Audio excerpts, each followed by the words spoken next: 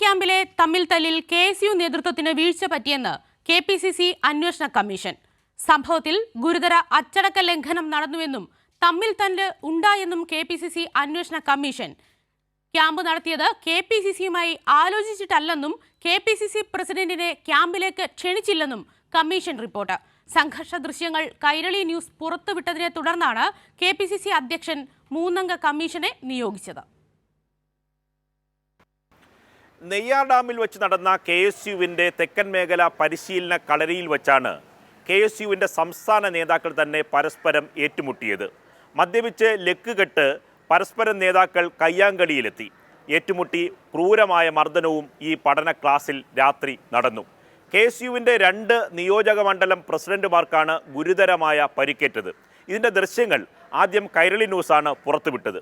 ഈ ദൃശ്യങ്ങൾ സജീവമായി ചർച്ച ചെയ്തിട്ടും KSUവിൻ്റെ സംസ്ഥാന പ്രസിഡന്റ് അലോഷ്യസ് സേവ്യർ ഇത് പൂർണ്ണമായി ഇപ്പോഴും നിഷേധിക്കുകയാണ്. ഈ ദൃശ്യങ്ങൾ നിഷേധിക്കുന്നു. നിങ്ങൾ അന്വേഷിക്കുക. That is my point. ഏതാണ് ദൃശ്യം? ഞാൻ ഇതുവരെ അത്തരത്തിലുള്ള ഒരു ദൃശ്യം എൻ്റെ ശ്രദ്ധയിൽപ്പെട്ടിട്ടില്ല. അത് ചോരത്തുള്ളികൾ ഉണ്ടായത് അത് ഇന്നലത്തെ വിഷ്വലുകൾ അല്ല എന്ന് വളരെ കൃത്യമായിട്ട് അടിവരയിട്ട് പറയുകയാണ്. ഇവിടെ അത് നിങ്ങളല്ലേ പരിശോധിക്കേണ്ട. നിങ്ങളുടെ കയ്യിൽ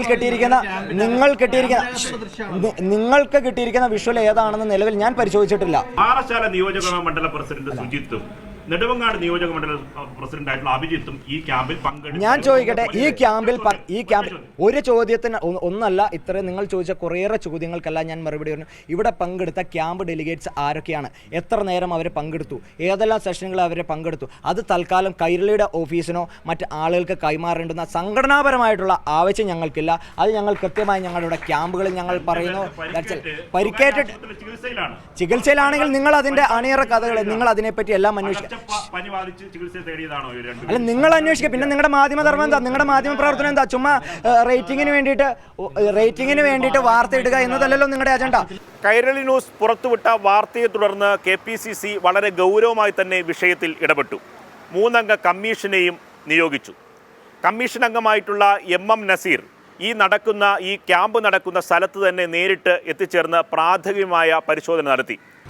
വാട്സപ്പ് ഗ്രൂപ്പുകൾ തമ്മിലുള്ള അഭിപ്രായ ഭിന്നതകൾ അത് ഈ ക്യാമ്പിൽ ഇന്നലെ ചില ഗ്രൂപ്പുകളായിട്ടുള്ള ചെറിയ സംഘർഷങ്ങൾ ഉണ്ടായി എന്നുള്ളത് പ്രാഥമികമായി അന്വേഷണത്തിൽ മനസ്സിലാക്കിയിട്ടുണ്ട്. കൂടുതൽ കൃത്യമായ അന്വേഷണം നടക്കും. എന്തെങ്കിലും തരത്തിലുള്ള സംഘടനാ വിരുദ്ധ പ്രവർത്തനങ്ങൾ നടത്തിയിട്ടുള്ള ഏതൊരു നേതാവിനെയും KSUവിൻ്റെ ഭാരവാഹിയും സ്വാഭാവികമായിട്ടും അതിൻ്റെ ഭാഗമായി സംഘടനയിൽ നിന്നും അവരെ മാറ്റും. 2 ഗൗരവതരമായ കാര്യങ്ങളുണ്ട്. ഒന്ന്, ഇത് സംസ്ഥാന ഭാരവാഹികളാണ്. മറ്റൊന്ന്, പരിശീലന കളരിയിൽ വെച്ചാണ് ഈ സംഭവങ്ങൾ നടന്നത്.